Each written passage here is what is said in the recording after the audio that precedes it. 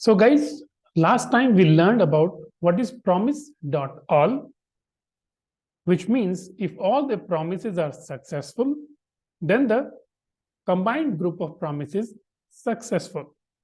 Similar to that, this time we are going to learn promise.any. So what is promise.any? Well, so let us say there are two promises, and if one of the promises is successful, then the entire operation is called successful. Let us understand this with a diagram. So let us say we have promise 1 and promise 2.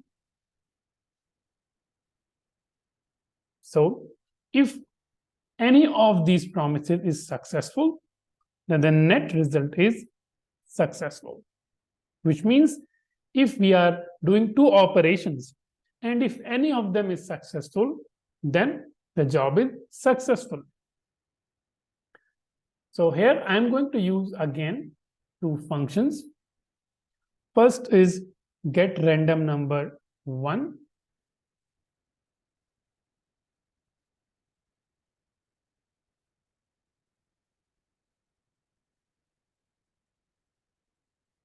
And then we have another get random number 2.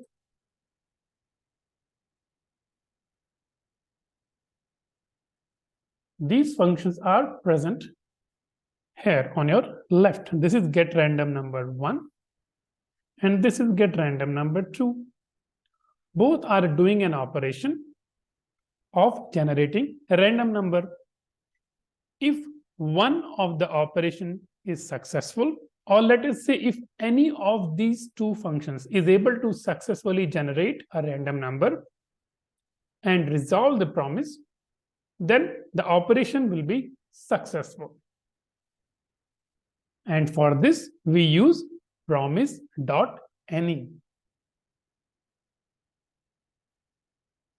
So as we said, this will be promise 1. This get random number is going to return promise 1. And this get random number 2 is going to return promise 2. And both these are combined to create one promise.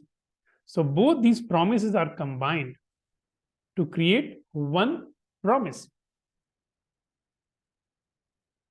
And this one promise is successful if any of the promises are successful. And for that, as I already told you, we are going to use any function. So let us now try to write this piece of code. So I'm going to write promise 1 equal to get random number 1 and promise 2 equal to get random number 2, which are two promises. And I'm going to use the function promise.any. And this any function is a static function of the promise class, the same promise class of which we create the promise here. So promise.any, and to that you again provide an array with promises that you want either of them to be successful. So promise.any provide an array. This combines a new promise which resolves if any of these promises are successful. So dot then, and let me write here success data. And here I'm going to write console.log. Either of the promises is successful and data is success data. We also have a catch function. And now, how will this catch function operate? Well, this catch function will be fired when both the promises fail. So I'm going to write a console.log of both promises failed and error message equal to the error message. Simple. Now, let us try to run this piece of code.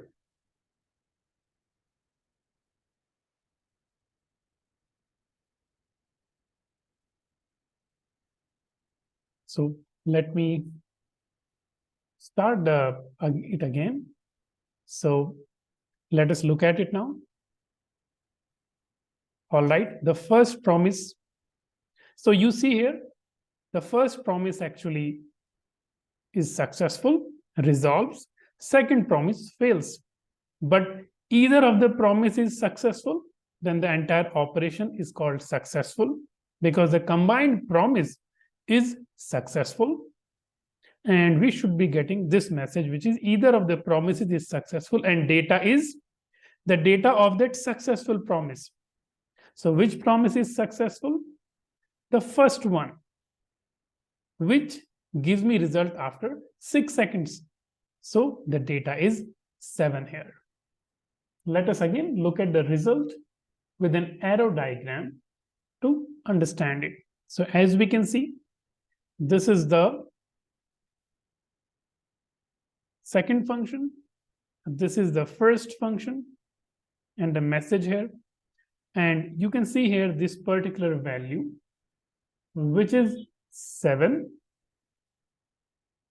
This particular value actually is coming from the successful promise, which is the first one. So this 7 actually corresponds to the random number here, or let's say here. So that is how it works. Now, let us consider a scenario where both the promises fail, which means both the promises are rejected. So in that case, we will reject the first promise also. And then let us see what happens. And let's reload again. And the first promise resolves. Okay. Okay, I see there is some error. So the error is because it should not be error data, but error message. So let me just quickly write here error message. This was a mistake. Reload again, and let us see how it works. So you can see here, this is the first one. Sorry, the second one. This is the first one, which takes more time, 6 seconds. Both have failed. And that is why this particular message is coming from the catch function, which says both promises failed, and error message is what? Aggregate error. All promises were rejected. So mind you, if both the promises are rejected, then it doesn't matter what value you are sending. This is not what is going to be sent here. No, it will not. Instead, what will happen? It will generate its own error message, which is aggregate error. All promises were rejected. And that is how we can do promise.any. I hope we understand why we need it. Let me just again make a simple pictorial representation. Let us say I want to get my job done, maybe some calculation I want to do.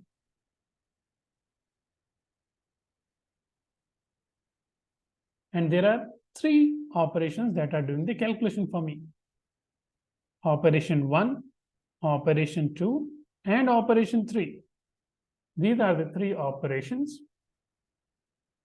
Or let us give it process 1, which is doing some calculation. Same time, process 2 is also doing the calculation, and then also process 3. So what happens?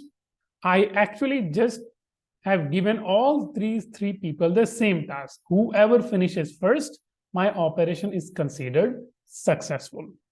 So what happens in that case? In that case, whoever is successful, then the entire operation will say, okay, fine, the job is done. It will ignore the remaining processes because we only need one person to do the job. But we have given it to many because we know some people will fail. So let's again try to look at this particular piece of code and understand a little bit more. So let me do this way. The second promise that rejects or resolves, let's say both are resolving, but the second promise resolves after 8 seconds. The first promise resolves within 2 seconds. So we would like to see that will it take a total of 8 seconds to give me the result, or will it resolve it and run my then function, which is a combination of both the promises, immediately after 2 seconds. So let's again run this piece of code and see what is the output. So we can see here 2 seconds, the first promise resolved. And yes, it is waiting finally. And okay, why it is saying 5? We have resolve and reject either of the, and the data is 5. Okay, I think there is some confusion. So let me just quickly get back here. We will write here 8 seconds because it is taking 8 seconds time. The second one just resolves in 2 seconds. So, I get it. I did a mistake here. I am supposed to resolve both of them. I am supposed to resolve both of them. So let's try to do it again. So when now the 2 seconds one resolved, and you can see immediately it says either of the promises is successful and the data is 5, which means it did not wait for the next promise to resolve. And that is an important takeaway, that if any of the promises is successful, then the promise is considered resolved. So this is the first one. And you can see immediately that is the same result for the promise successful. And the second one actually is ignored. The second one is ignored because it is taking more time and we have already resolved the promise. So this particular value, which came from the second function, which took 8 seconds of time, is not taken into consideration. So this is important for us to understand, that if one of the promises resolves, then the entire group of promises resolve. By group of promises, which one am I referring to? Group of promises means I'm referring to this. This is my group of promises. And it combines into one promise, which is resolved into then here. So that is all, and that is how we can use promise.any.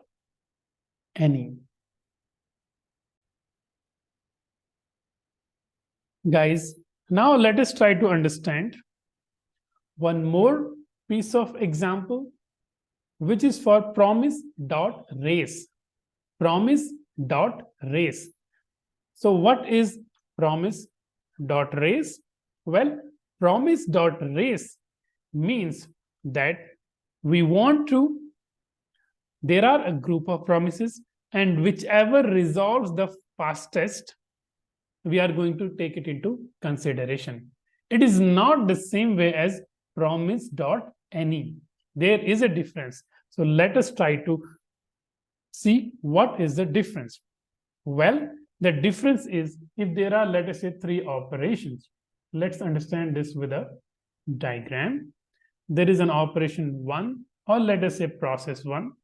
Then we have process 2, and then we have process 3. So here we have 3 processes: process 1, process 2, and process 3. And each of the processes take their own time. So we have process 1, process 2, and process 3.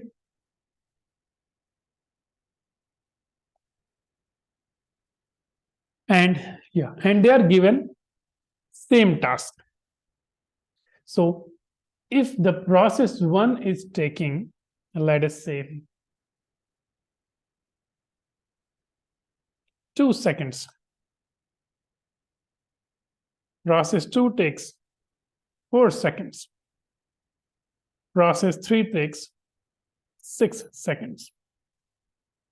In that case, whichever process is the fastest, we will take only that promise and continue with the operation. Now the operation may succeed or fail also, which means if the process one takes 2 seconds and the promise is not resolved but rejected, that means the entire job is rejected.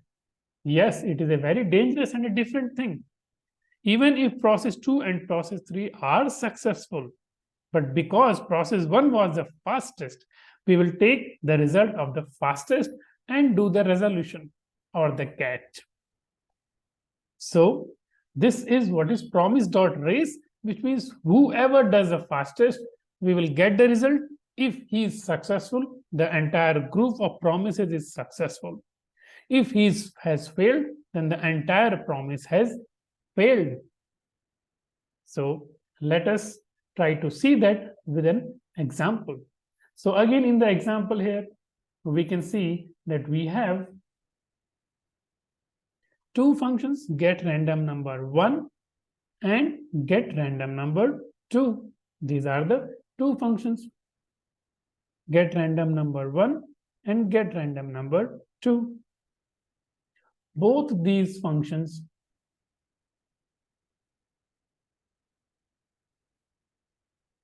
return a promise.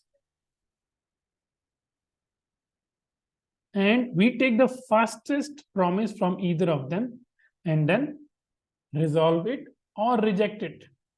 So this is my get random number 1 function. This is my get random number 2 function. Now the random number 1 function takes 6 seconds and the random get random number 2 takes 4 seconds. So this means the promise dot race will only consider the second one, which is get random number 2, which takes 4 seconds. And then this entire group of promise is resolved or rejected depending upon who is the fastest. The first one, which takes 6 seconds, is not even taken into consideration. Let us now try to run this piece of code and see how it works. So now again I'm going to use promise.race, which is a static function on the promise class. And then I'm going to pass both the promises as an array. So let's give them a name, promise 1 and promise 2. Promise 1, promise 2, dot then when the group of promise is resolved. And here I'm going to write here success data, console.log, fastest promise, successful, and data equal to this success data. We will also do the catch.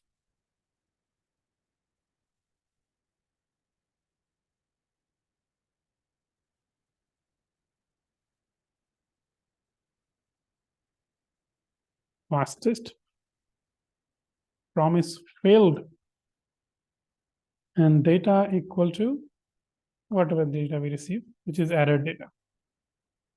Now let us try to run this piece of code.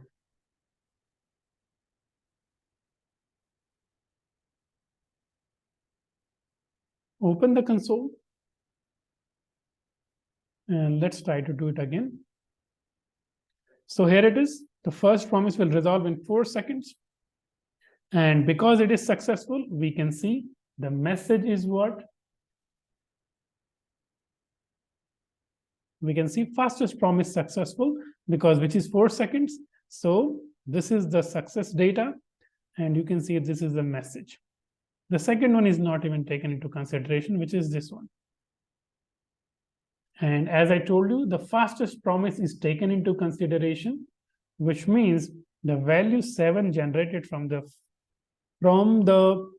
okay, guys, I think there is a confusion. I'm sorry. So let me again clear and tell you the arrow diagram was error actually.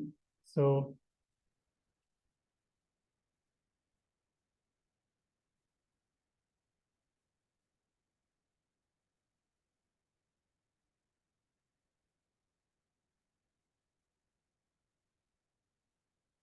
let me do it this way.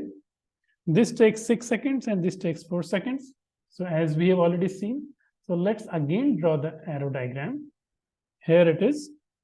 So this is the first one, and this is the second one. And as we can see, this particular message is here, which corresponds to the success value of the first resolved promise. Correct? You can see here.